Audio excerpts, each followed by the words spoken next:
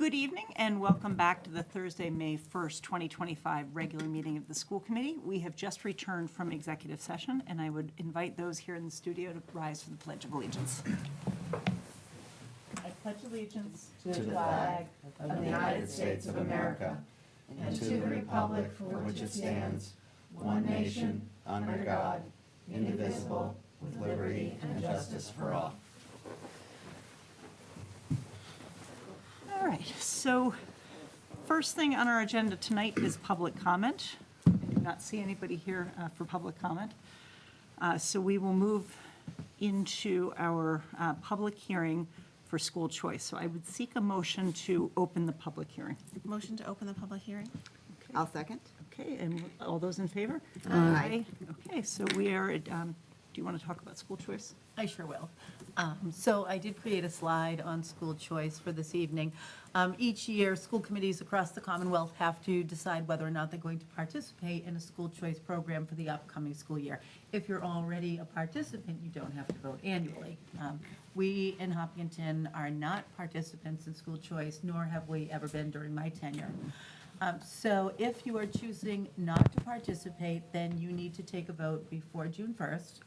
After you take that vote, you have to report whatever your decision is to the Department of Elementary and Secondary Education, and you have to give a reason for your decision. So tonight it would be my recommendation that the Hopkinton School Committee vote not to participate in the school choice program, simply based on what has been pretty substantial enrollment growth, and the fact that we are, kind of building buildings all the time to accommodate that enrollment growth. So we really just have space issues. Questions?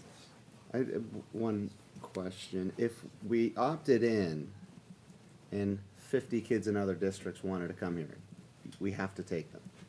No, you can actually set a cap of how many kids you're able to take, yeah. But if you take kids in first grade, you have to let them stay. If you say we're a K-8 school and you take them in grade 1, you have to keep them all the way to grade 8. If it's a K-8 school, so if we accepted someone in K, we'd only have to keep them until 1? No, if you said we were going to take kids through K through 8. Oh, we like you didn't want, determine, right, we'll you said say we're it. not going to ever have school choice at high school. We're just going to do K-8.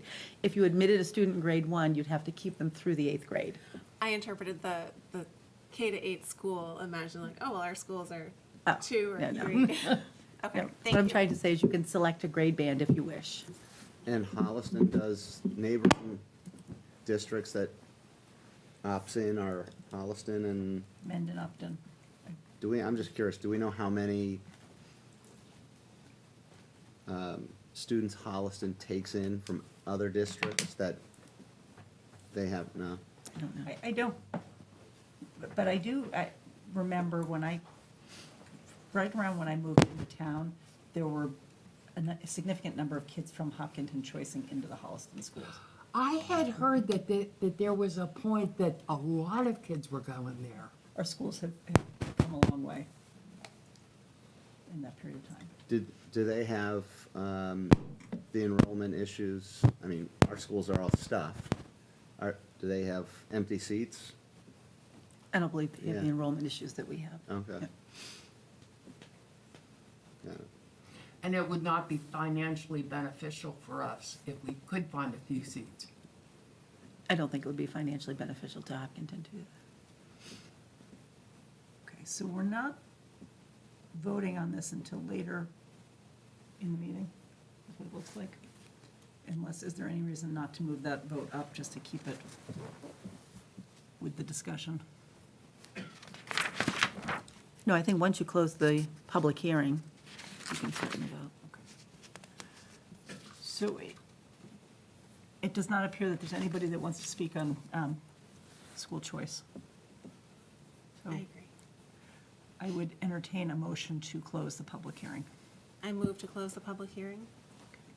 Motion by Jamie, second by Susan. All those in favor? Aye. Aye. And the hearing is now closed. I move that we do not approve school choice because of population problems. Okay. So Motion by I'll Susan, second. second by Kyla. All those in favor? Aye. Okay, so we will not be participating in school choice for the 2025-2026 school year. All right, that moves us into recognitions. Are there any recognitions that we have tonight? Anybody? All right, then we can go into reports. I don't know, are we expecting anybody else on the trails? Is our athletic director coming for that as well? We're early. We're probably having a second member show up. Okay, so we'll hold, we will hold for that then, because it's not scheduled until 7:30, so. We can split the difference if we want. Is Chris ready? Still not here. There's I plenty told of them stuff they, to discuss. you know, should be early. All right, so Okay, very good. we do not have a student council member here tonight because she's off at a school-related athletic contest. Do we want to go into is that Susan scrolling? Are we waiting on the It is. construction update? And, I can do the construction update. okay.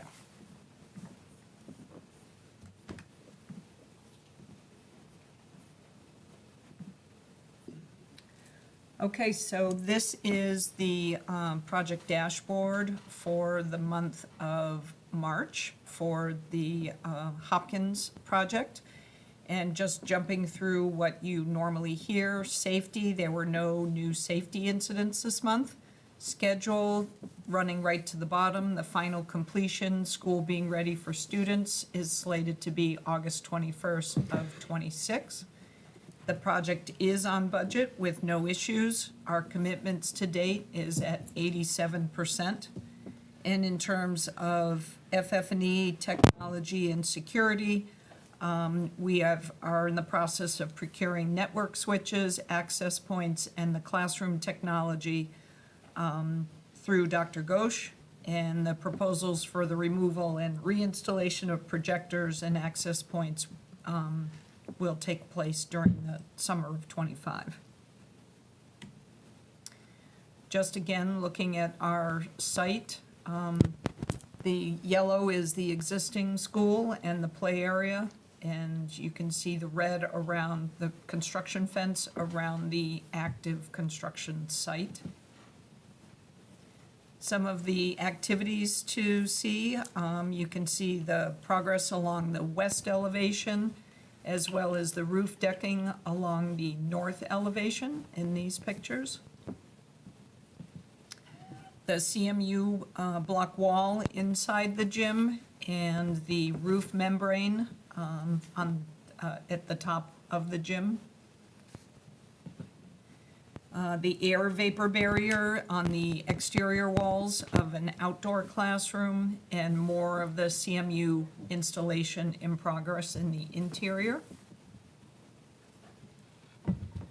The view of the MEP, mechanical, electrical, and plumbing rough-ins, and the metal stair pan starting to frame the different floors.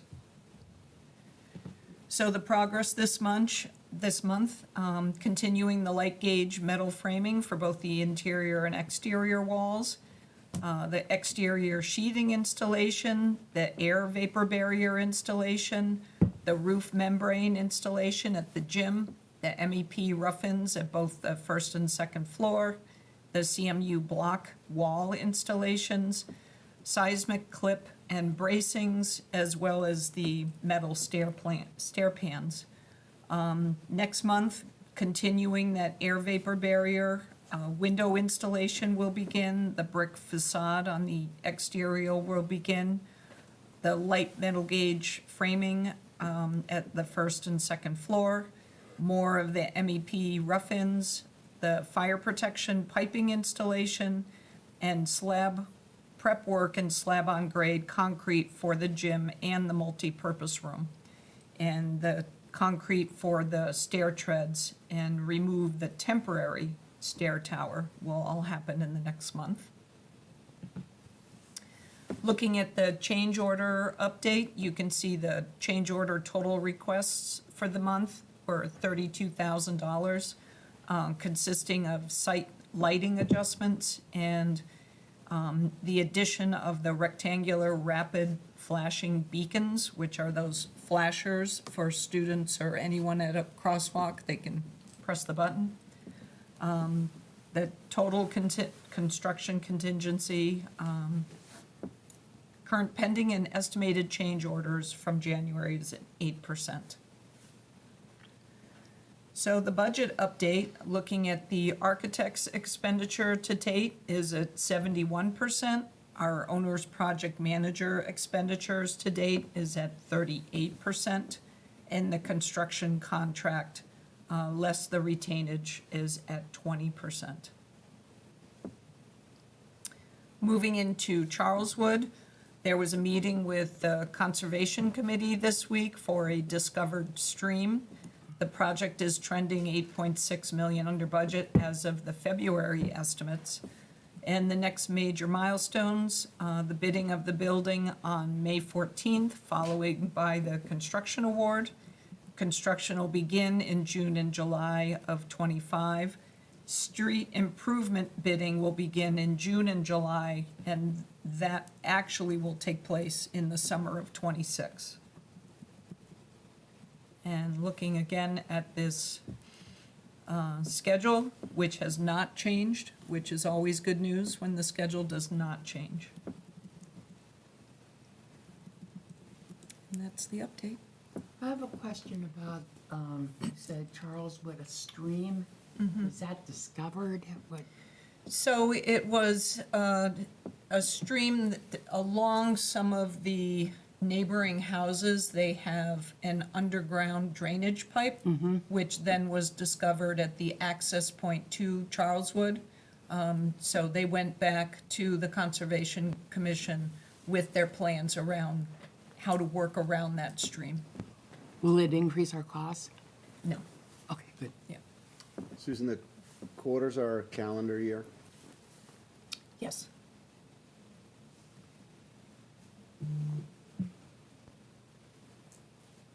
And the Conservation Committee did accept. Okay, The meeting was Monday or Tuesday of this week, and they did accept.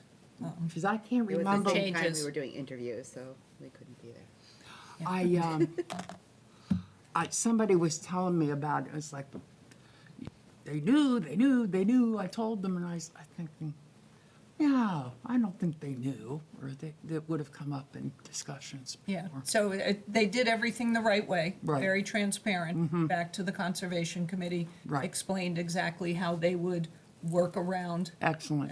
So, and the Conservation Committee Good to hear that. voted favorably. Good. Favorably, So Charleswood is January 28th. correct.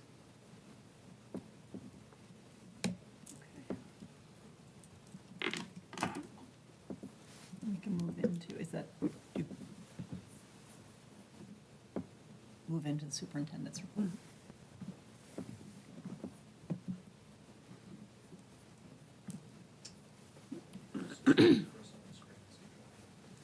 All right, well, thank you.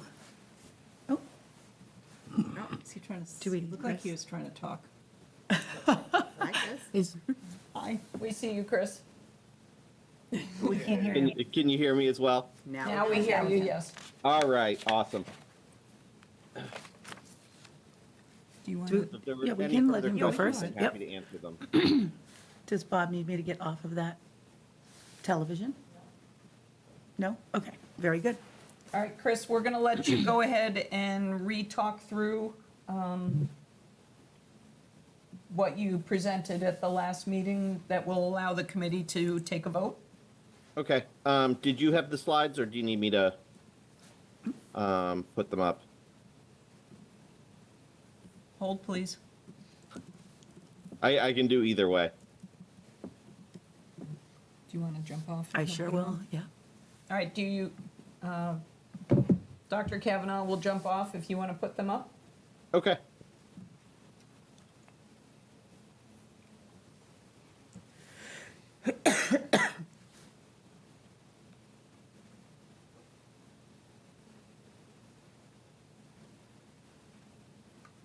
Zoom isn't loving me this evening, so contributed to my delay, so just bear with me 1 second. There we go.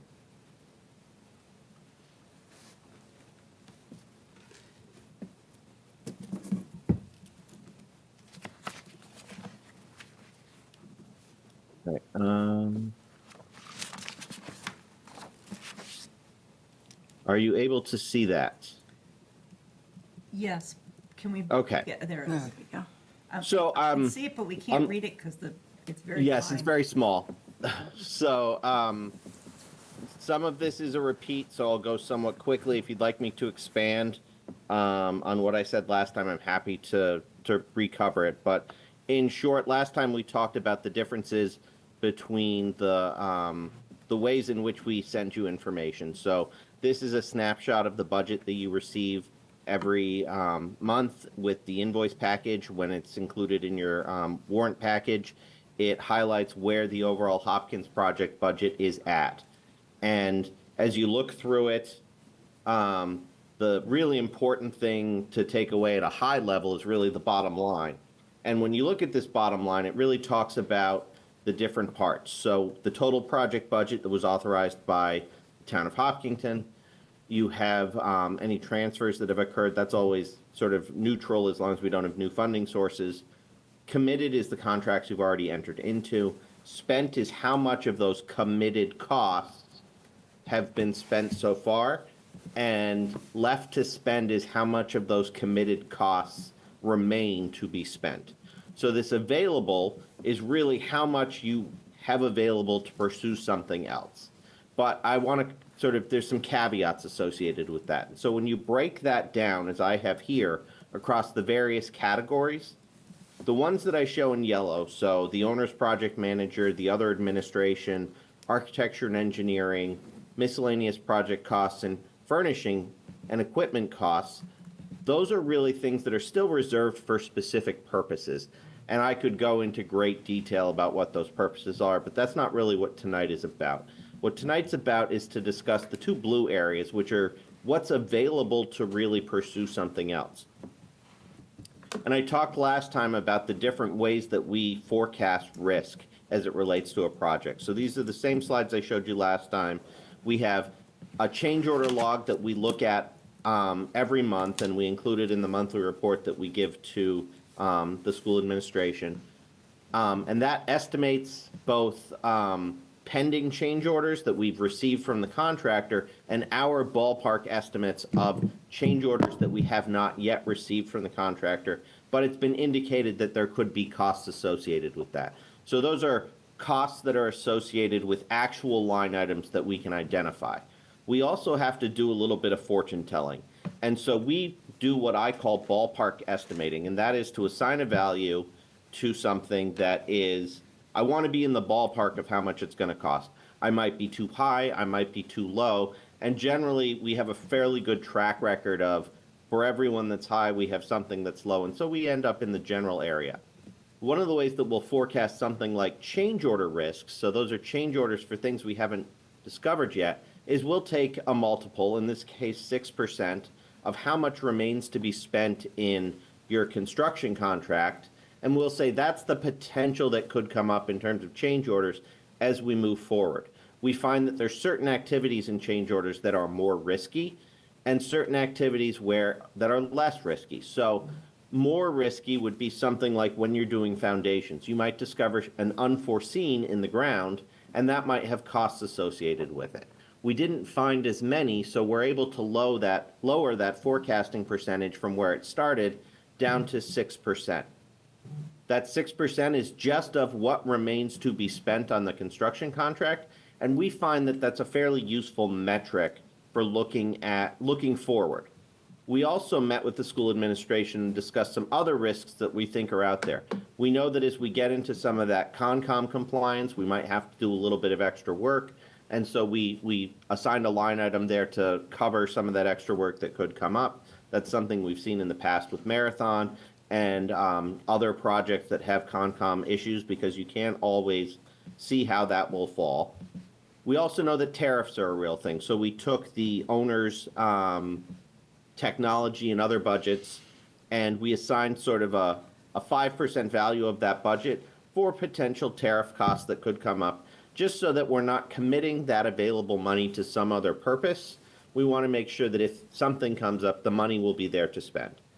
And then finally, a potential budget overage, and I'll want to revisit that in a second. So when we look at all of those, in big numbers, there's about $2.1 million of potential known risks. These aren't costs that are gonna happen, but when we're talking about spending some of that 5.3 million that's available, it's our conservative placeholder to make sure that we don't commit to new spending and potentially overspend. Any questions about that? So moving on, with that remaining amount, that 3.2 million, there's a couple of things out there that we expect to move forward. And there's a couple of things out there that we, in our discussion with the school administration, think are beneficial to move forward. So last time we talked about the temporary kitchen. To keep us moving, the committee authorized up to $130,000, but asked us to come back tonight to revisit this item as a motion for approval. So this would support the period from when the addition opens and the kitchen in Hopkins is taken offline so that we could provide meals for the student. We discussed multiple options coming to this solution, and ultimately we're looking to authorize this $380,000 of contingency to be authorized by Susan Rothermich based on our recommendations and her approval, so that we can move forward with a solution for temporary kitchen via a temp trailer that would be outside of the multi-purpose space that we're going to use as a temp cafeteria. It eliminates the need to prepare meals in other schools. It eliminates the challenges that we were having trouble overcoming in terms of transportation costs. And also, as a part of both of those challenges, it allows a wider menu because there's certain food safety issues that would very much limit the menu that you could have available. You would only really be able to serve packaged food that you bring from one kitchen to the place of serving, and you wouldn't necessarily be able to serve within Hopkins without providing some additional facilities that are very challenging to enter into the mix. So what it does is it gives you a temp trailer that is basically a full working kitchen, connects to the utilities in and around Hopkins, and allows us to serve from that for about 5 months. That would allow a fuller menu, and it would allow us to accommodate a much wider offering. And we really feel it's the only feasible solution to cover this period from February 26 to June 26, when the existing condition is offline and being renovated. As I said, this is ballpark estimating, so we don't anticipate we're getting all these numbers right, but we think when we take our conservative approach, add some contingency, we think a $380,000 budget is a reasonable budget for all of the things that go into this. And earlier this week, I received some initial pricing, and we found that the setup and removal, as well as the kitchen trailer itself, was on pace to be about $140,000. We still have some other items that we could have underbid in the same ballpark estimating perspective. So we're currently, for those first 3 items, the $40,000 for setup and removal, the rent for 5 months at $130,000, and the $15,000 for the platform and access. I think as we are currently looking at it, the pricing we're getting back is falling rather healthily below that amount. So I'm very confident that 380 is the right number, and I think we could probably, in the future, as the rest of these costs come in, we'll find that this should come in below what we're telling you today. But the 380 would be the contingency that you're authorizing Susan to approve once we get the full change orders for all of this scope. It covers utility connections, it covers some additional loose equipment that'll be necessary for the operations of serving within the space. And our next step in this is to approach the health department and make sure that we're meeting all the requirements that they would have as we begin to enter into contracts to use this solution. Any questions about the temp kitchen before I move on to the next item? The next item would be an item that is currently on your 10-year capital plan, and it would be to do a full depth pave of the Loop Road. So beyond the scope of the project for Hopkins, back to where it meets the driveway that heads to Hopkins. And what this would do is it would go in, it would pulverize the asphalt that's there. We'd regrade it, so all those bumps that you get driving along that road, would be smoothing those out. We'd be replacing the asphalt curves, repaving the road, also repaving the sidewalks and restriping the road. We would not be tackling the parking lots as part of this, and we would be looking at this as a summer 2026 completion. It removes that project from the capital plan, so it's something you don't need to do in the future. And at this point, we would only be asking you to authorize the design and engineering and permitting that's required, which is that $150,000. We did get prices for 3 options, sort of a full rehab of the drainage and the road, just dealing with replacing the road in kind with a full depth pave, which is what we're proposing, and a lesser option that would be a mill and overlay, which we would not recommend because we feel like at the end of doing all that work, you would still have a lot of the challenges with that road because some of it is in the grading and the base, because that road is really original to the building. So you're looking at, almost approaching 30 years. The estimate from Commodore is based on what the site contractor provided to do this work in 2026, but we would need to vet that through the Conservation Commission because we crossed multiple wetland areas with that road. And so we did add a little contingency there just to make sure that we are covered if something comes up. The initial information I've received from Perkins Eastman is much lower than that $150,000 right now, but I haven't received all the elements of that. And in the same ballpark estimating, I think ultimately I see this as being around that $1.45 million number. But so far, the costs I have gotten in are coming in below that. We would bring the cost for the actual construction back to the committee as a total cost package after we make it through the permitting process. So that permitting process would be the only thing I'm looking for the committee to authorize tonight at that $150,000 level. The third one we covered last week for those who weren't able to attend was the move of the modular. This is a placeholder. It's just to make you aware of that cost at $1.5 million. We would not need to take any action of this because this would be at earliest a summer 27 project, more likely a summer 28 project, depending on the Charles Wood schedule. And so ultimately, this is just something to, when you look at the total numbers, we're really looking at, do we have enough money for this? And so that 3.2 million, we'd be spending within $20,000 of that 3.2 million that's available. But as I said, already with what we're seeing come back on the temp kitchen and the design for the loop road, it's promising that we could be under those budgets, and so that current deficit may completely disappear by the time we're getting to considering something like the Elmwood modular move. The other thing that I'll say is as we move forward through the job, there are other things in the contract that are likely, so far with what we're seeing, likely to be credits back to the owner, such as the CM contingency that's already within the GMP and certain holds and allowances that are already within the GMP. If those are unspent, those are also credited back and still part of the budget. The only other thing that I would note is that so far, part of the budget was to cover some of the mechanical replacements within the building, and we have found that the pricing of those items is listed in the schedule of values, exceeds the portion of the budget that was made up of previously authorized MEP replacements. And so thus far, we're still in an extremely healthy place, and all signs point to that continuing to be the case as we move forward. So with that said, and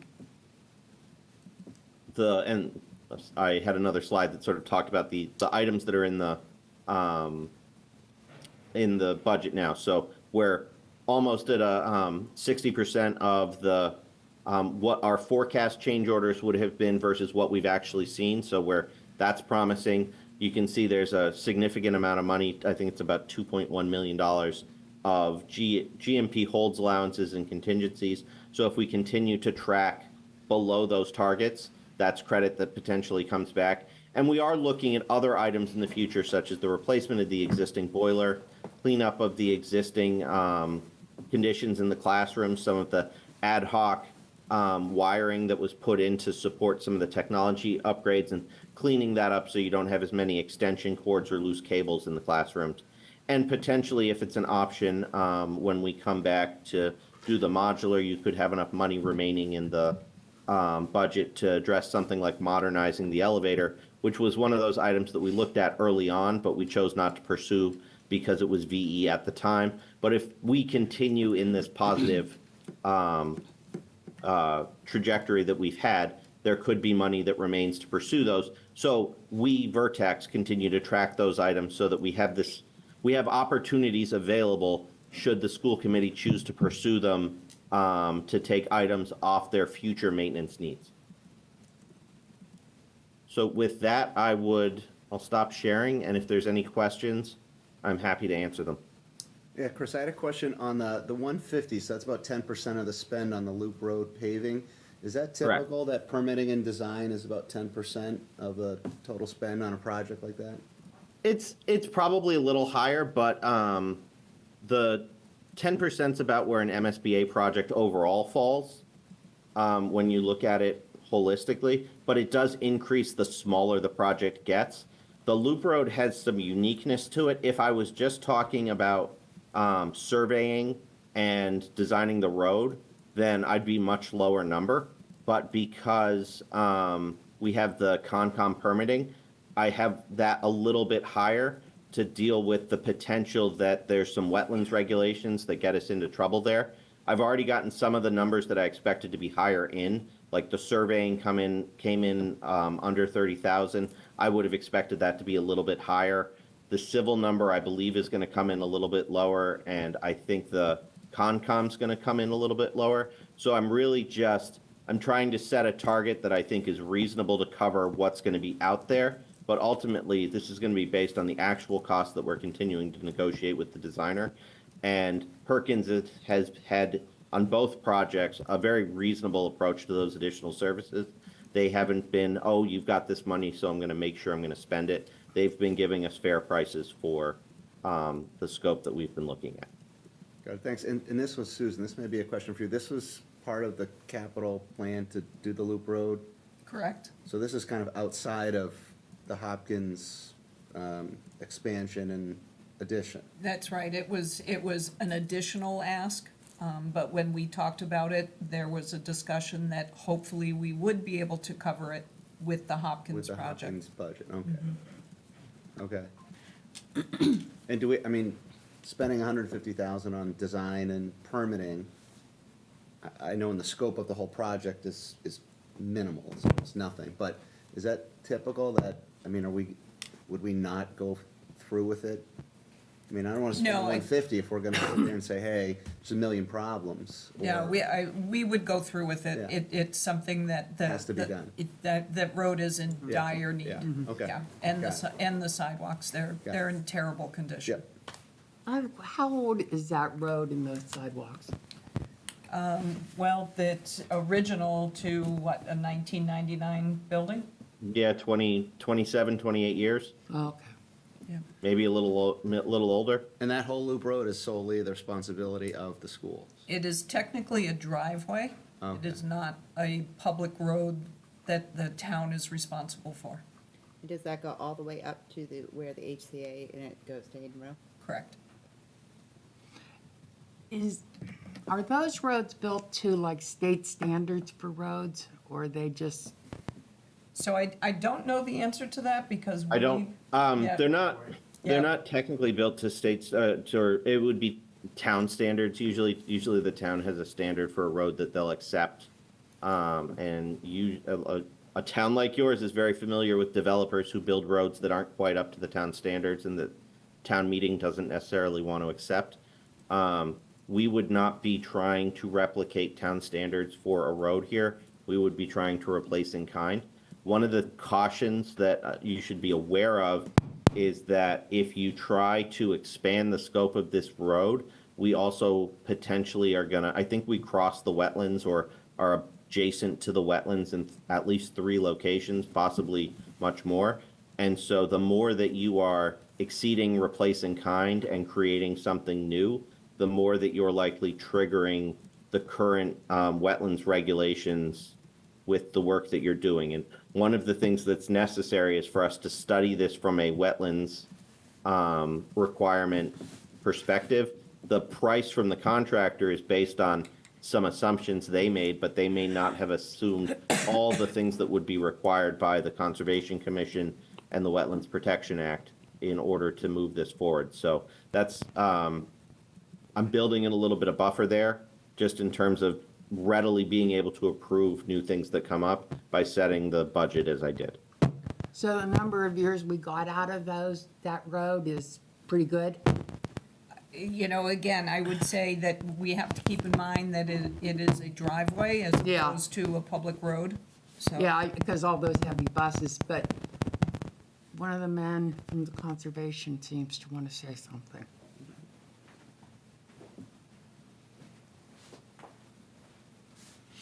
Peter LeBoy, 21 Hayden Rose Street. Speaking as a former member of the planning board back in 1995, when we prevented the road from being two-way traffic from Hopkins back to the school. That was done because the road had to curve because of the wetlands that he's talking about. And one of the issues I have is perhaps it'd be a good time to take a look at seeing whether you could make that one way, so that all the, you know, especially now and, you know, we're worried about green energy, you know, having cars drive an additional mile every time they have to go to Hopkins, it would be nice if they could go back and forth. We precluded it at the time because you couldn't have a bus and a car pass in those curves that they were requiring. There was some back and forth between Concom, the school committee, the school building committee. It was kind of a political mess. I think it might be a good time to kind of relook at that whole issue, and it might be better off overall, might actually leave the driveway as it is and put a road where you need a road there. Thanks. Thank you. And the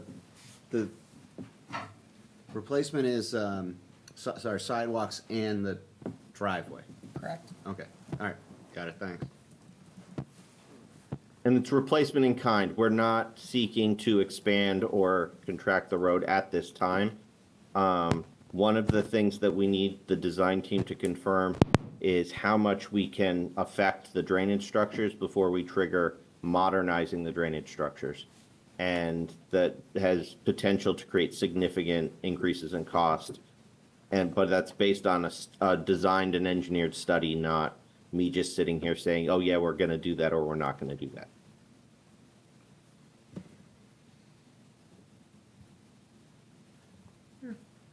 Other questions?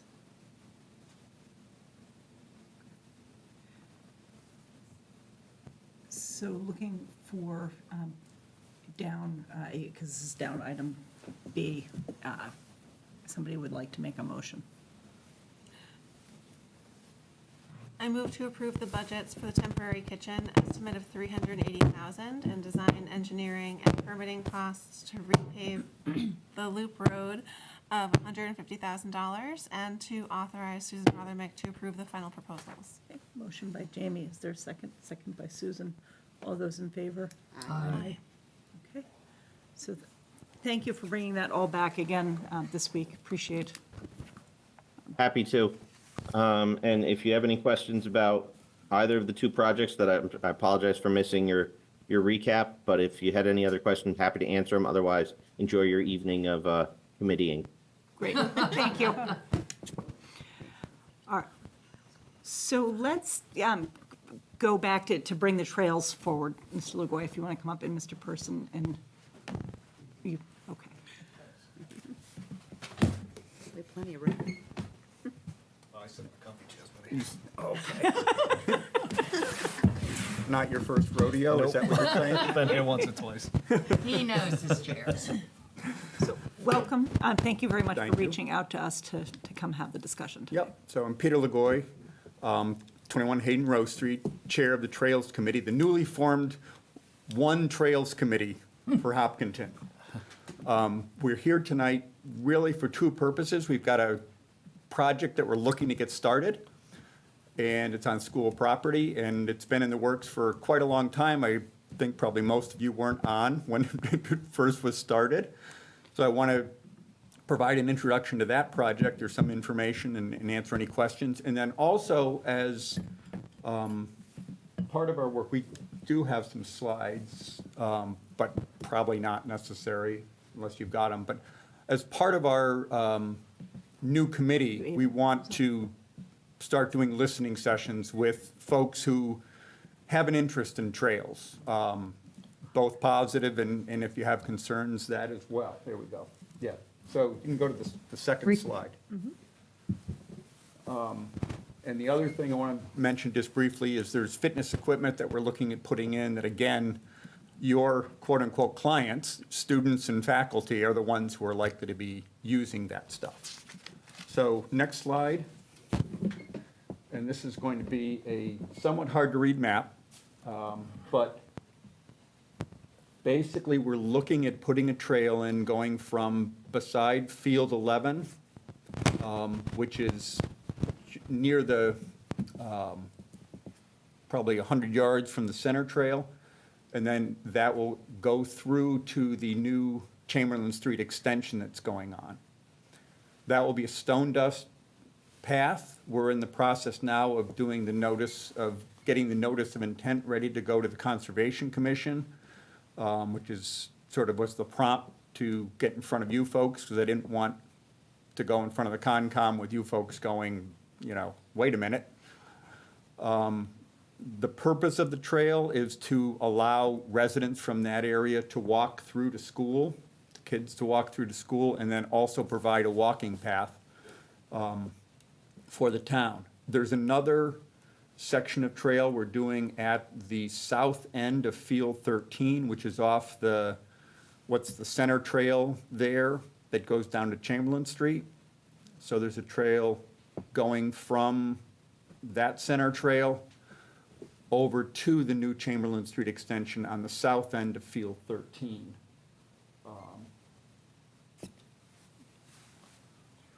And that's that upper sort of orangish trail.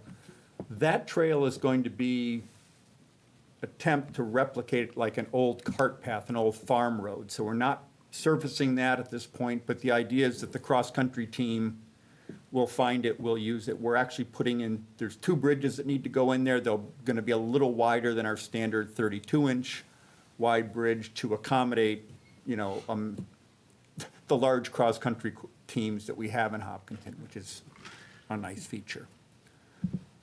Again, this will provide a loop for folks to walk as well, and walk and run in areas that are off the road, separated from cars. So any questions, any more detail you're looking for on that? When I'm looking at the map, like when I look at the key, which ones are currently in existence?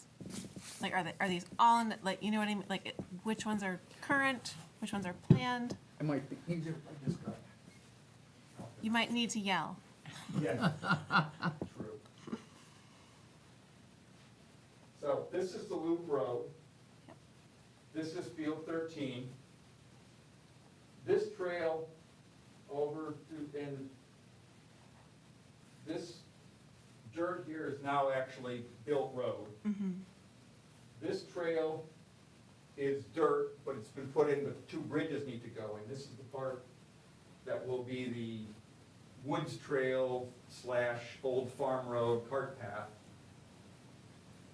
This orange is what's going to be built, and that's, we've got a notice of intent that we're going to the Conservation Commission with. That will ultimately be a stone dust path leading over to here, which is near the terminus of Chamberlain Street extension.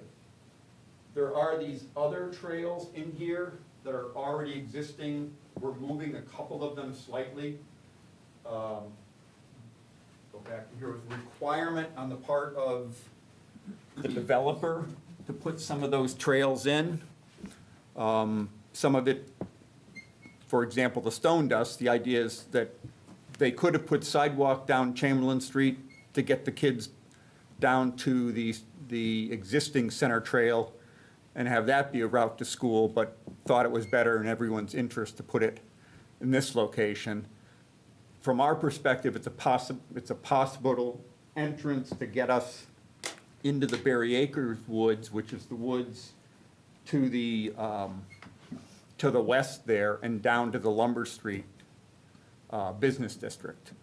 So again, you know, I see that being something that'd be valuable for families, but also the kids, the cross-country kids find these trails anyway. They already run down there, but it'd be a little nicer running path. And again, it keeps them, I know like right now they run on Lumber Street, which I don't even run on Lumber Street anymore because it's squirrely, but they do. So, you know, the more we can move them off, the better. Solid orange line is what you want to build. Correct. And the striped orange line that goes from Field 13 down to Chamberlain, then up through the woods back to the new trail. The striped orange is kind of there, and you need to fix it a little? It's kind of there. It's designed to be as a woods trail, not a woods trail, but more of a cart path. Gotcha. It needs to be, have a couple of bridges built. It needs to be graded a little bit Gotcha. and beat down a little bit. Okay. It's a bit of a bit of an experiment because farm trails, old cart paths were there because they had, you know, hundreds and thousands of cattle have walked over them over the years, and tractors have driven on them in carts, and so the ground is really packed down. Things typically won't grow in that. Well, we're trying to create that in, you know, a year time frame. So how do we, so we're working on figuring out how exactly. Where on Chamberlain Extension does the new built solid orange line trail, where does that dump out? On, you know, I know Chamberlain, and then in the middle of Chamberlain, what's the other one? Whalen. And Whalen, Whalen. right. They have, in the middle, there's, Yeah. well, not a fence, a gate. Is it kind of, It's about 100 yards up from that, so Okay, so towards kind the of- school. kind of- It's actually, we actually built that already, Yeah. so that end is already built. okay, It was far enough away from wetlands, we didn't need to go to Concom, and I wanted to get it in before the neighboring houses got built. gotcha. There's actually an old cellar there too, or an old cellar hole, so there's a historical feature right there as well. For my orientation, Field 13 is the one if you go out past Hopkins at the end, there's a little parking lot. Is that the field? Yes. I think it's nicknamed the swamp. Yes, Yep. Thank you. yeah. Because they're wetlands like right across, right? We have a lot of, Yeah, gets wet on a lot of our fields, yep. yeah. It's appropriately named.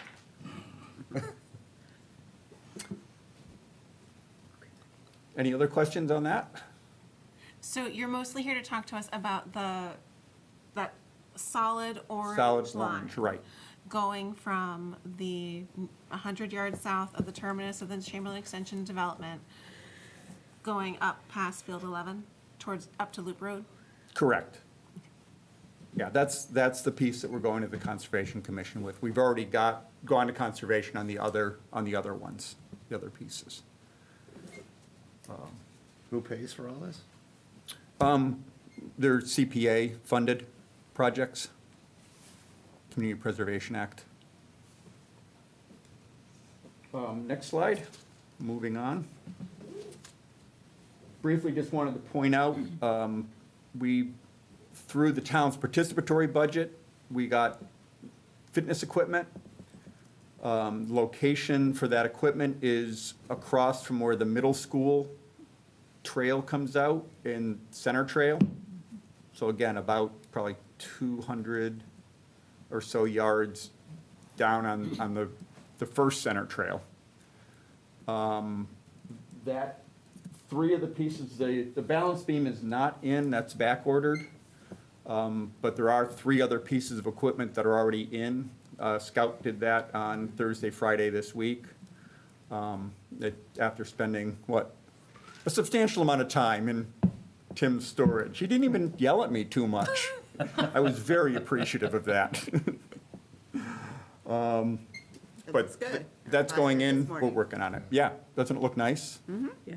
So the next step is to put, working with Alex Danahy to make sure we can have it accessible, but then put a stone dust type path down through the center of the equipment, and then the rest of it will be just wood chips.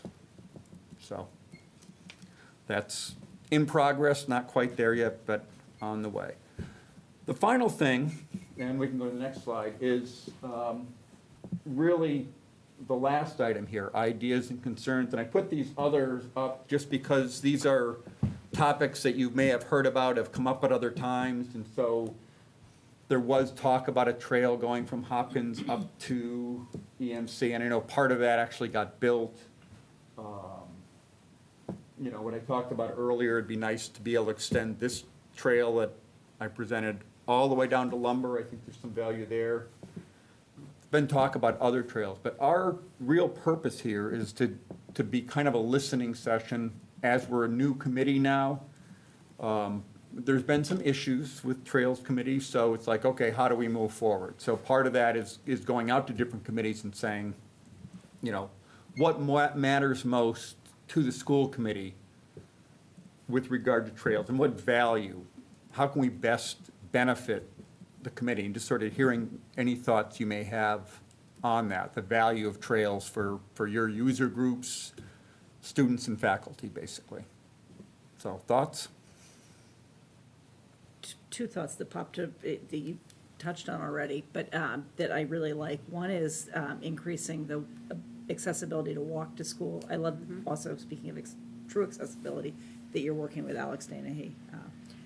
The other piece is the cross-country teams. And as you mentioned, we do have a lot of kids who do cross-country, and having these trails, more official trails. I like that. I have a question. If kids can walk these trails to school, will we have any kind of security, like cameras or something, on those trails? I don't know, as a parent, I would be like, really great idea to walk through the woods to school, but then a parent in this day and age, you wonder. It just popped in my brain. I was thinking about.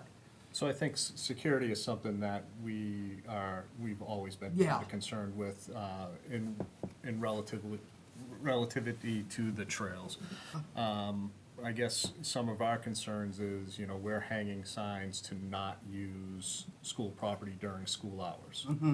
We do have a lot of people that walk the loop road and, you know, use the trails now and stuff, and we're trying to keep people away from campus.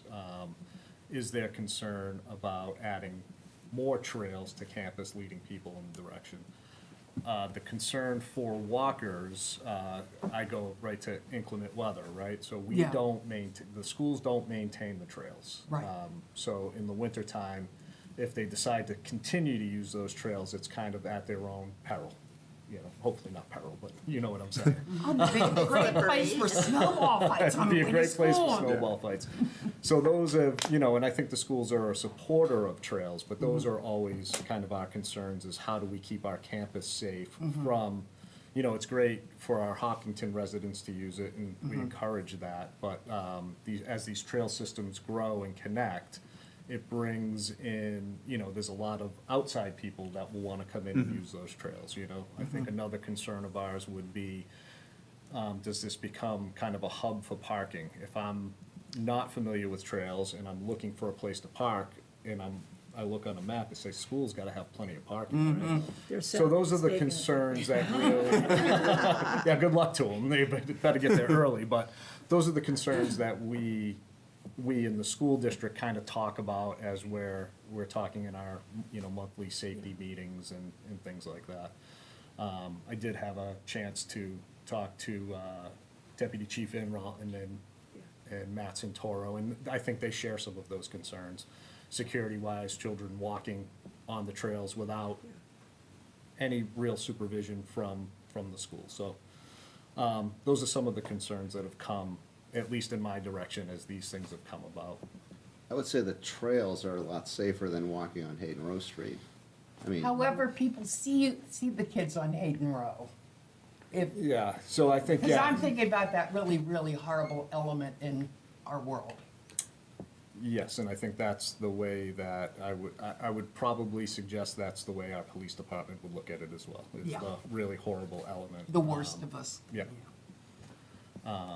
So those are the things that Yeah. have come, at least in my direction, when talking about these trails. I think our athletic director would support trails in the schools. I think, you know, he has busing issues to the state park where they're running now and things of that nature. To be able to run cross-country on the school property would be, you know, I just talked to him prior to coming to this meeting. He was in support of it if the trails made sense for him to run on. So I would even suggest having, you know, a conversation with Ricky Andrade to, you know, to make sure we suggested to make sure it works for I him. mean, it and would be the really great coaches. for kids to be able to walk through the woods to school because that's a, Well, and it would help our traffic concern. Yeah, but it's also a really Less parents dropping wonderful people off. experience.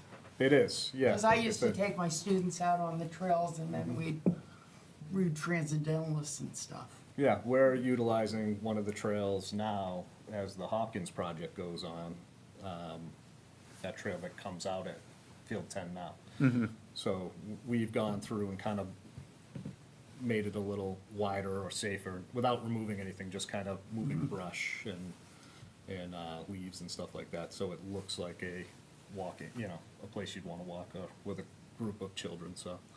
And I have fewer concerns about like the safety or like sudden access for the older schools. I have a little more concern about easily accessible trails right next to our younger schools.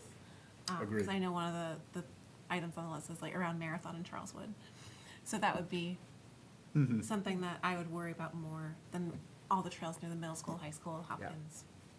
No, I put that out because I remember that was the topic of discussion, and so I sort of wanted to get a feel for where the committee was. And, you know, I think I've heard the concerns before, so keep that in mind.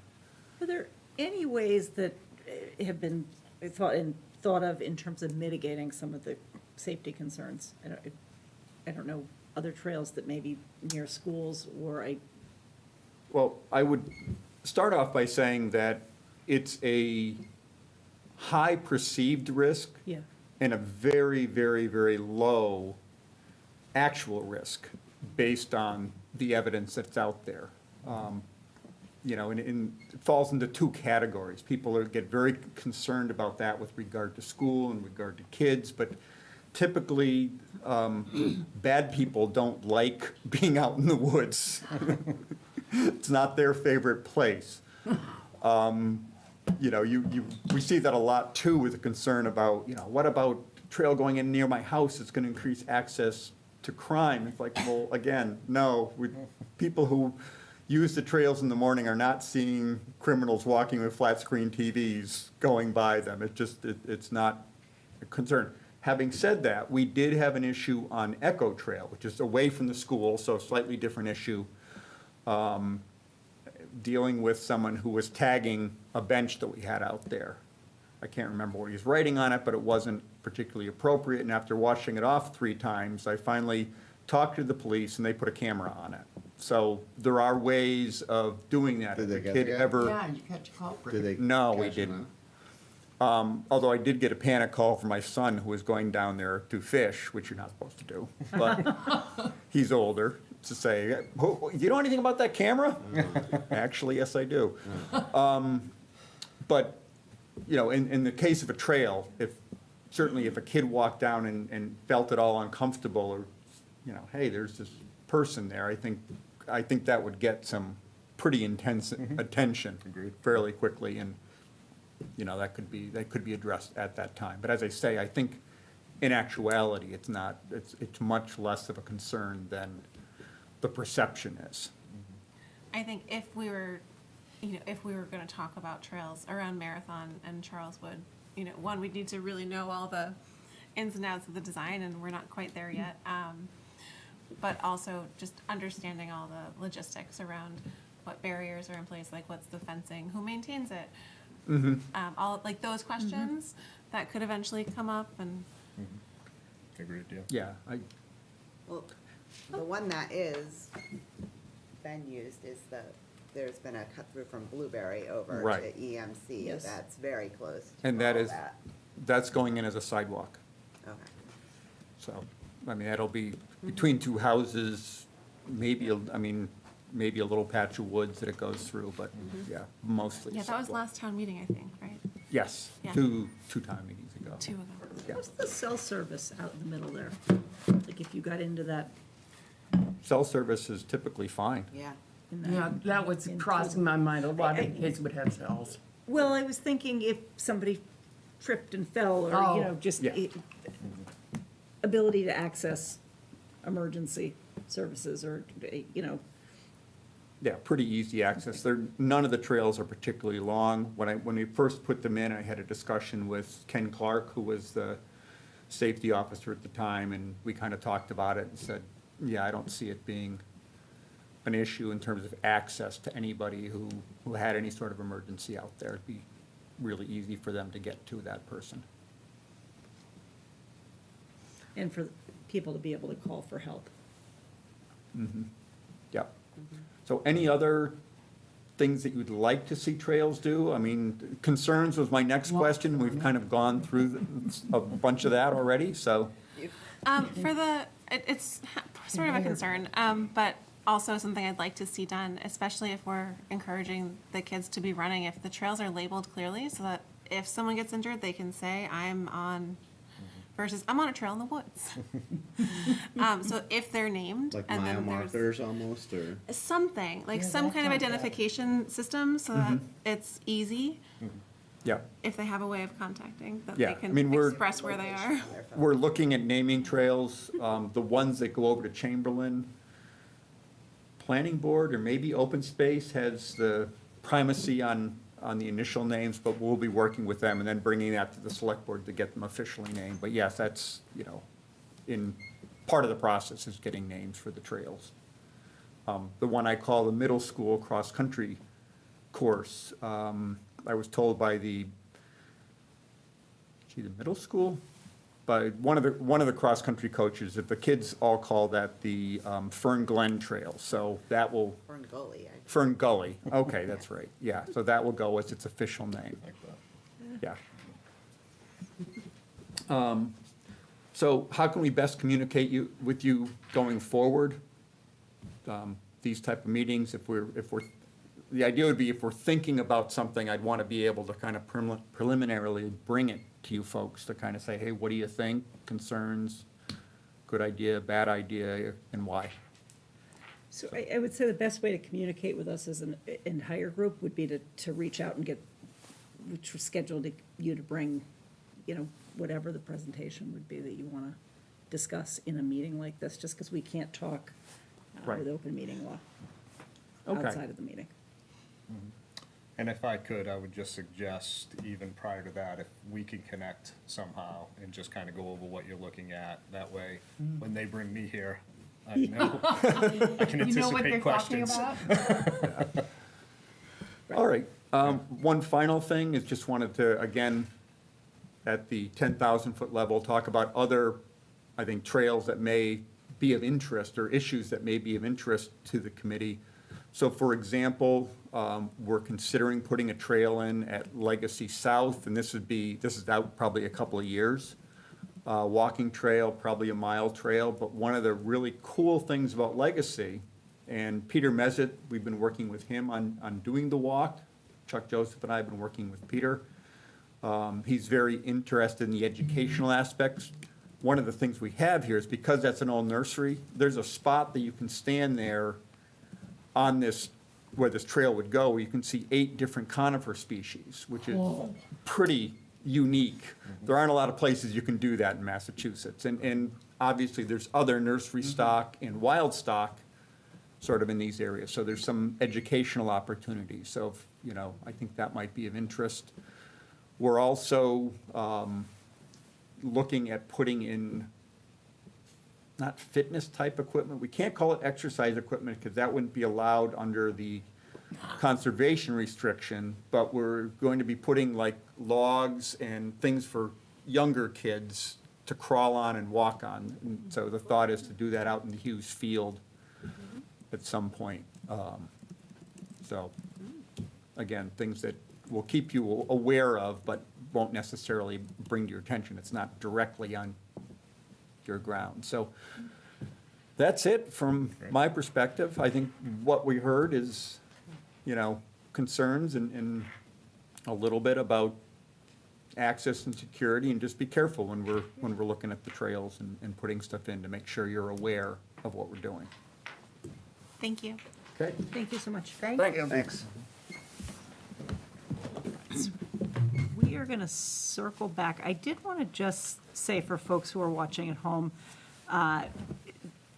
that the discussion on the high school principal is actually going to take place during tomorrow's meeting, that we have a scheduled meeting for tomorrow at 3 PM. It is posted on the town calendar, but just logistically that we had changed that. That's a It's Zoom for meeting, 3. It's a right? Zoom meeting at 3 PM, so it is, will be recorded and whatnot for people who can't watch live, but I wanted, just in case anybody was holding out for that. All right, so back to the superintendent's report. All right, thank you. So this is the superintendent's report for May 1st, 2025. Before I start, I want to talk about the origins of this. So over vacation last week, Mr. Bishop and I were both working, and we were talking about working on, an entry plan, and then talking about what, your entry findings look like. And I thought, I'll go back and take a look at my entry findings, which I did. So this, I obviously started in July of 2018, and so there were 5 things that I had in my entry plan findings that, we talked about really working on. And those were to meet growing student enrollment needs and develop budgets that support increasing enrollment, to create a plan to expand school physical plans to accommodate increased enrollment in Hopkinton, to determine curricular and instructional changes to meet the needs of all learners, bearing in mind PD overload, because there are times when you start too many initiatives and then your faculty and staff can't keep up with them. Supporting students' ever-changing social, emotional, and behavioral needs, and then offer mission and vision statements that drive the school district's goals over the next 3 to 5 years.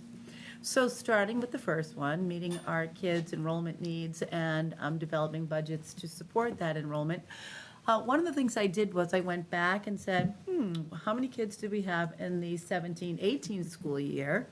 And then how many FTEs did we have at that time, full-time equivalents of teachers? And then I kept going all the way up to the 23-24 school year. And one of the things that I found that was kind of interesting is if we took the teacher-student ratio for each of those years, at its lowest point, it's 13.7 students to 1 teacher, and at its highest point, it's 14.4 students to 1 teacher. So really, we're not even talking about the difference of a student. So I think that as we've added teachers over the years to kind of keep up with the enrollment, it feels, pretty solid, the decisions we were making about adding teachers. And I think that also speaks to being fairly conservative with the budget. Then I looked at our per pupil expenditure for FY21, FY22, and FY23. Those are the ones that have sort of been certified by DESE. And it's gone up $1,500 over the last 3 years. So in FY21, it was $15,870. In FY23, it was up to $17,372. Interestingly, that still keeps us in the bottom 25%. And we do this all the time at town meeting. We look at a bunch of different school districts. We've been using the same 33 for the last, 7 or 8 years. I think we chose them because they were either schools that, wanted to be like us, we wanted to be like them, we share a contiguous border. DESE says that we are demographically like them, whatever. But Every single year, we land down here at either number 31, 32, or 33.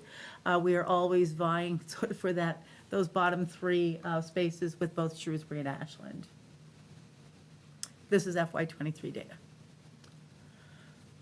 Despite where we are there, it feels very good to still have those rankings. You know that we have had years where we've had the best teachers, been the best school district, and the best place to teach. Most recently in 2025, we were number 1 of 233 in terms of the quality of our teachers. We were number 5 out of 217 in terms of best school districts in Massachusetts. And best places to teach, we were 7 out of 237. And then our most recent U.S. News and World Report rankings, these are for high schools in Massachusetts. There are 306 districts and 405 high schools. If you take a look, the only other public high school ranked higher than Hopkinton is Lexington High School. Yes, there are exam schools and charter schools, but then you get down here to number 7. So we are sort of technically the second-ranked public high school, which feels very good. The second thing in the plan from 2019 said to create a plan to expand school physical plants and to accommodate our increased enrollment. So it's kind of interesting that this is also happening on our evening of school choice, because you can see how many classrooms and what we have been doing with renovation and new school. In 1920, we added 4 classrooms to Hopkins, 1920, 4 classrooms to Elmwood, 1920, 6 stick-built classrooms at the high school, 22-23, 4 stick-built classrooms on Marathon, which opened in 2018. We are building, or getting ready to build, the new Charleswood, which will be a 2-3-4 school. It's estimated that there will, when it reaches its max, that there will be about 1,200 students in that building, and currently a big renovation addition to the Hopkins School. Determine curricular and instruction changes to meet the needs of all learners. So Mr. Lebrad and I sat down, we've gone back through sort of our old district improvement plans, and we thought about some of sort of the big pieces. We've done things like we had a dyslexia screener before the state required that we were supposed to have one. Last year, we engaged with the state to create a dyslexia action plan.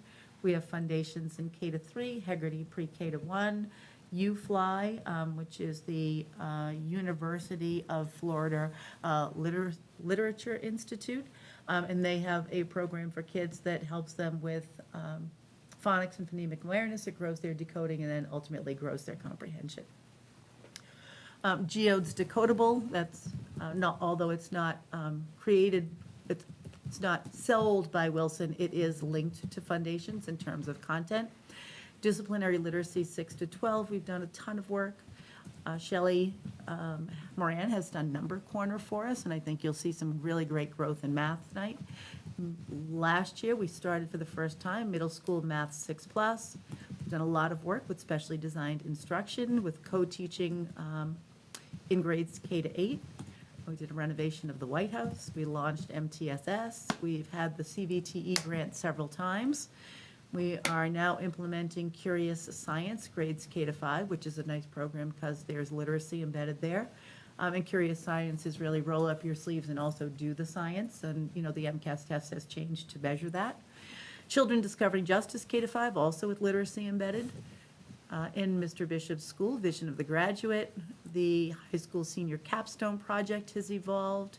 We've hired a K to 5 literacy director, K to 5 math director, a 6 to 8 literacy director, K to 5 and 6 to 12 special education directors, especially for curriculum instruction and assessment, and a director of English language acquisition, equity, and access. All of that has happened. So in terms of supporting our kids' social, emotional, and behavioral needs, I think that this has been a super strength for this district. We've done an awful lot of work. When I got here, a couple of the buildings did have SEL goals. Since I've been here, every single one of the school buildings has had an SEL goal. We've brought in the Holistic Student Assessment Survey, and that helps us to know where kids are strong and where they're struggling. We always do the Metro West Adolescent Health Survey. We use that data.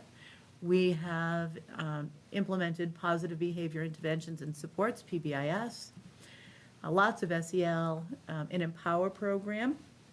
a Bridge for Resilient Youth and Transition program, so kids kind of coming back from hospitalizations or kids who might be school avoidant.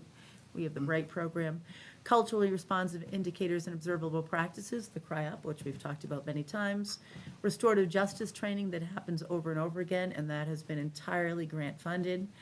This will be the first time we do a Pride Month celebration. We have lots of support for our multilingual families. At the high school, we've implemented flex blocks, and we have 2 policies that the school committee has approved. One is JBD, gender identity support, and the other is JICI. You'll remember we did the Kirpan weapons in school. So that all felt pretty good. And then we offer a vision and a mission statement that drive our school district's goals. This is for the 2024-2025 school year, and I know that Mr. Bishop and his team will be working to really dig into that this summer and think about looking at a brand spanking new vision, mission, district improvement plan, and I think that's really wise for an incoming superintendent to kind of assess where we are and where you want to go. So our vision statement does say that we aspire to be a community of educational innovation where children are challenged and inspired to reach their fullest potential, afforded the agency to define who they will become, and celebrated for their human kindness. Our mission is that we ensure equitable access for all students to academically challenging curricula in a community that supports their social emotional learning, ultimately guiding our young adults to create their own pathways, engage in citizenship, and foster respect for self and others. So that's something we have had in place now for several years. Every summer we revisit it. We have 3 big buckets to fill, and that's enrollment growth, meeting our students' needs, and making sure that we are fostering that community of respect and collaboration.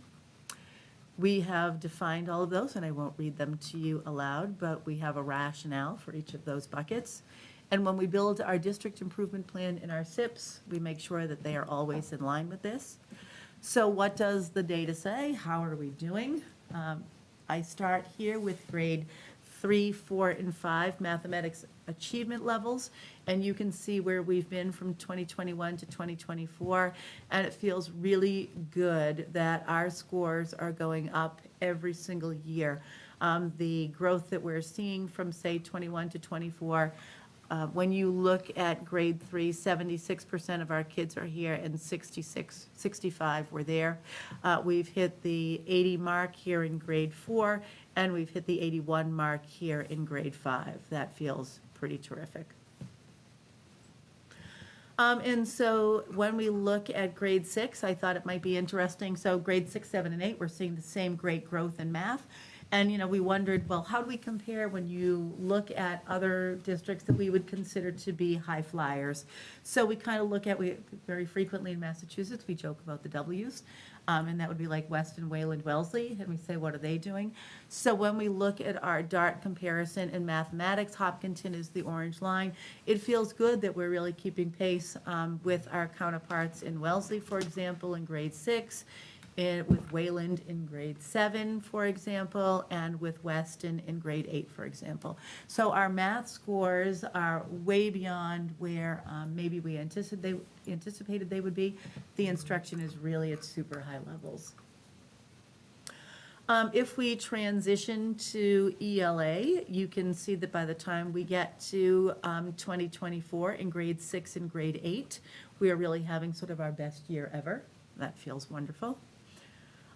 If we look at grade 10 in both ELA and math, we're sort of having our best year ever. And I want to point out here that I don't think that's ever happened historically before, especially since the launch of the new MCAS. But in grade 10 ELA, we reached 90% proficiency. And 90% proficiency is pretty unheard of.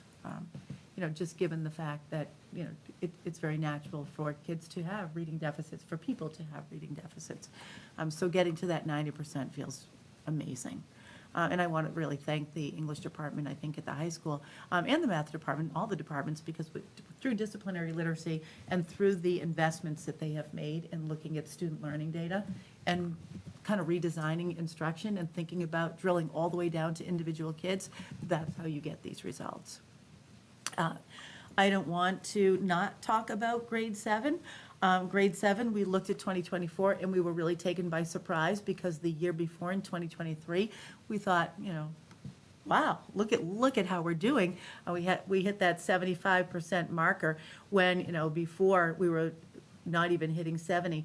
And then in '24, it was a really tough year. And so we said, well, what happened to other districts? And so if we pulled in like a Wellesley score, or if we looked at a Weston score, you can see it was kind of a tough year for everybody. So I'm not sure what happened with that 7th grade test, but lots of the scores were, our kids that we thought would be over the 500 mark, which is the proficiency mark, were coming in just under it. I'm sure that must have happened in other districts because their scores are mirroring ours. Was there a call for them to look at that part of that test? I don't necessarily know that DESE looked, but there was one question that only 23% of the entire state got right. So, I mean, when you have a test question like that, there had to be something confusing about it or something not taught about it. But I'm sure that that's, something that influences those Yeah. outcomes, really. Yeah. And I don't want you to think that there are not areas to work in, because there certainly are. And so the things that, if I were thinking about what to work on for myself next year, and, I know that we're not doing that evaluation, but really the growth and achievement scores, both of those for our students with disabilities in ELA and math. And I think that we know that because we already have been working on it. We have implemented those new curricular programs, Foundations, Hegarty, Geodes, UFly. That is there for, all of our students, but they are particularly helpful for our students with disabilities who may need additional help in reading. We have the instructional coaching from the K-5 elementary ELA director, and I should have included math director because that fits in there as well. Our K-5 director of special education for curriculum instruction and assessment, and specially designed instruction and improved co-teaching, all of that is happening. And then also just growth and achievement generally for elementary K-5 literacy. Are our scores bad? They are not bad. I wouldn't want anyone to think that they are. But these are places where I think that there could be a 5% growth for sure. And that would make us very, very competitive. Not that we're not already very, very competitive. And of course, I want to thank our teachers, our special educators, paraprofessionals, nurses, related service providers, all of my fellow administrators, and the support staff who have made those kinds of scores possible. The vision that we all share in this process has been amazing. And when I wrote those entry findings all of those years ago, I don't know that I had quite imagined what the last 7 years would look like, including a pandemic. But it's amazing to see what has been possible. And I always like to compare our per pupil expenditure with, the towns that we are good competitors with. And we are spending $17,000 a kid, where other folks are spending $31,000 and $27,000 and $22,000. So we have an awful lot to celebrate.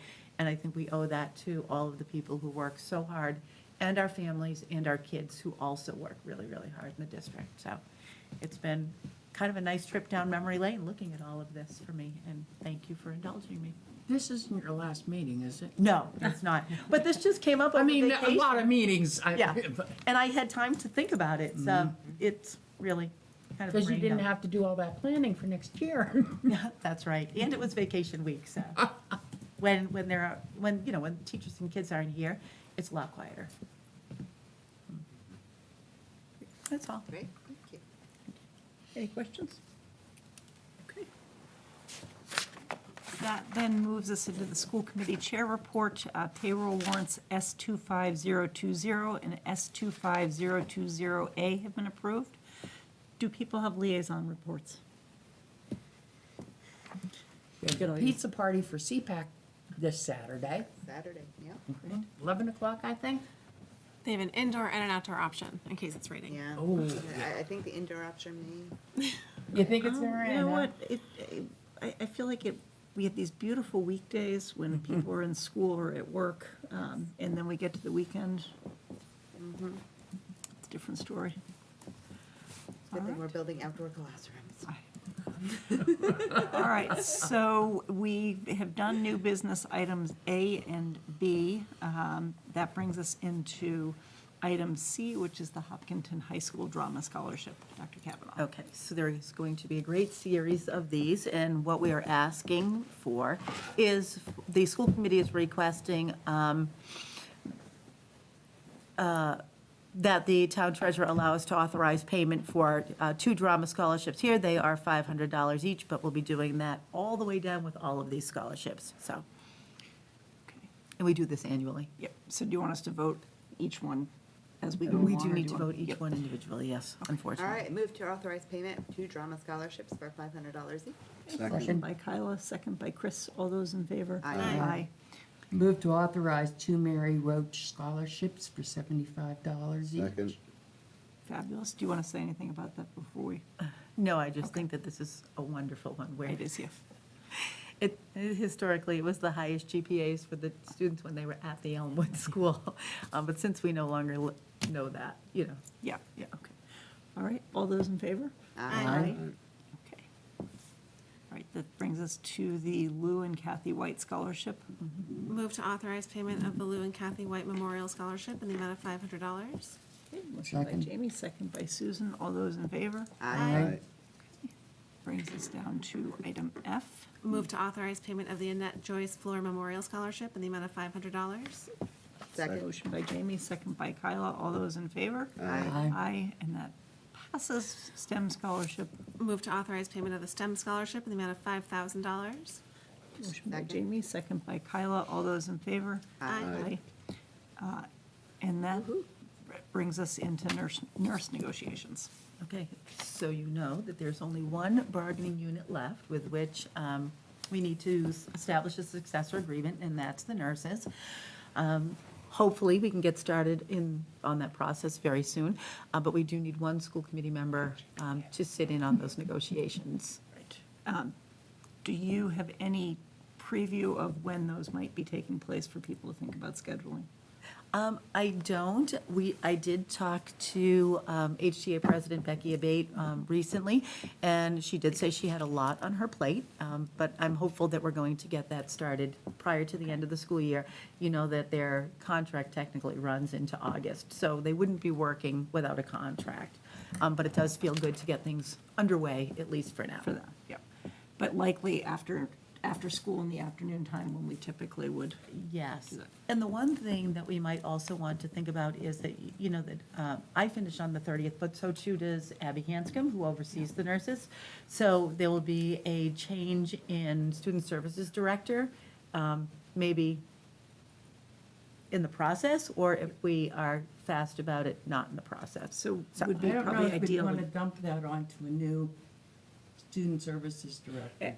I was going to say if we could possibly get that done, get moving on at the end of this month, in the next couple weeks at least, so that we could, it usually doesn't take a lot of meetings because it's a different Yes. contract than the Teachers Association. Is there somebody who would specifically like to do that?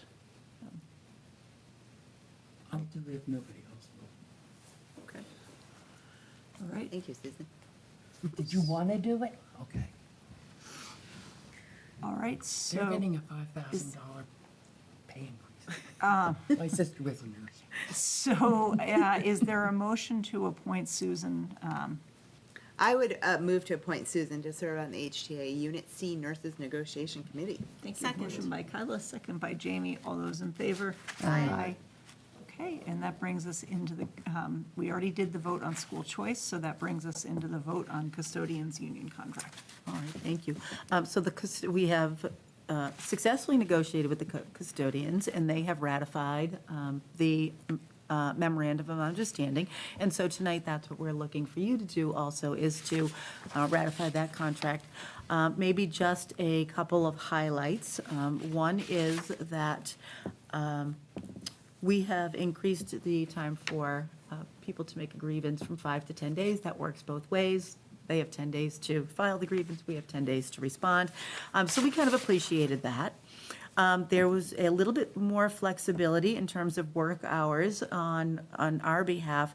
So the new contract will say that full-time custodians work an 8-hour shift, Monday to Friday, but we have the opportunity to schedule them in that 8-hour period anytime between 6 a.m. and 11 p.m. So that's helpful, or on the weekend between 7 a.m. and 5 p.m. So that's very helpful, I think, to Mr. Person as he's working through things in buildings. There has been a very slight increase to longevity payments. Their clothing allowance for their work has increased to $550, I believe. And in terms of the wage scale, they are getting a 5% increase over all 3 years. And that is because when we took a look at a really nice market analysis of what other custodians were making in similar communities, ours needed a bump to be, at market. Okay, great. Any questions on that? Is there somebody who would like to make a motion? I move to approve the Hopkinton custodians contract for 2025 to 2028. Motion by Jamie, second by Susan. All those in favor? Aye. So that is unanimous, and many thanks to the custodians. And brings us, we did, I had mentioned earlier, we were doing the Hopkinton High School principal discussion tomorrow at 3 p.m. on Zoom. That brings us into the superintendent's summative evaluation, which we did discuss at our last meeting, but the evaluation process for the end of the year for a superintendent is lengthy. It takes really 3 meetings, but also a lot of work in between. And what we had discussed was the DESE requirement is that if we put forward that Dr. Kavanaugh is proficient, that we can just move the evaluation like that. Typically, we would do an evaluation both for Dr. Kavanaugh's benefit to help in shaping next year, but also for, our benefit to be able to kind of have feedback for next year. But where Dr. Kavanaugh is retiring, I'm not sure that our feedback would be super helpful for you. Well, I move to accept the superintendent summative evaluation as proficient for 2024-2025 school year. Thank you. Motion by I'll second. Susan, second by Kyla. All those in favor? Aye. Aye. Okay, and that is unanimous, and that brings us into Student Services Director, which I think there are probably people watching that have been waiting for this. Okay, thank you. So, before I begin, I do want to say that Mr. Bishop and I have worked very closely on this. It's really important, I think, that as a new superintendent, he's able to kind of establish his team. And, as you're going through that process, you have, a central office team, you have building level teams. And one of the things I say to the central office folks all the time is that we work in service of the buildings. And so this is an important hire because not only is this person servicing children, but also making sure that teachers have what they need and making sure that building administrators have what they need. So it's really an integral position, and I wanted to be sure that whatever the outcome was, Mr. Bishop felt very comfortable with it. And I think that when I speak tonight, I'm speaking for both of us. The process began quite a while ago. We started with some screening interviews, so as resumes came in, we reviewed them, and then the folks who work in central office and Mr. Bishop interviewed those candidates who were sort of credentialed and had the experience we felt to actually do the job. And then you established a subcommittee, and you went through a very large panel interview, and I think you may have seen 5 folks, is that correct? 5 believe so, candidates? yeah. Yeah, I can't remember now. And so we had a lot of feedback from that day from all of you. And that was very, very helpful to have all of that written documentation. Some of it was quantitative, so that on a Likert scale, you could rate them. But also there was, a lot of information that came to us that was qualitative as well. Then, 2 nights ago, we had a public forum, so parents and faculty members, staff, taxpayers, anyone in town could come out and meet the candidates. There were 3 people who were there as part of the public forum, and they did a brief introduction, and then they kind of got that barrage of questions, and I think that all 3 of them did a really lovely job. They were able to answer all of the questions, indicating that they had a lot of passion and expertise. And the school committee simultaneously had an opportunity to meet individually with the 3 finalists for the job. I will say that the depth of experience for all of these candidates, you only make it to that final round if you have very rich experience, if you have that passion, and if you really have that commitment, I think, to children. And I will say that all 3 of them did. All 3 of them, we believed, could certainly have served the Hopkinton Public Schools very, very well. When we sat and reviewed all of the feedback documentation, whether it came from the school committee or from the panel interviewers or from the public forum, it felt like we were all in agreement that having someone with the kind of experience where they had done the job, like it kind of came through. You know, when you asked a question about working with a great big budget or something, you know, it felt good to have that kind of expertise. And so while, again, any one of them could have done the job, I think tonight I'm going to recommend to you on behalf of myself and Mr. Bishop, Jessica Beatty as our next Director of Student Services. Thank you. Well, thoughts? I think it's an excellent recommendation. I was really, really impressed with her and her knowledge. I agree. I think it's a great choice. The screening committee felt very strongly in the same aspect that we had discussed. Her answers and responses to the questions were over and above that of the other candidates.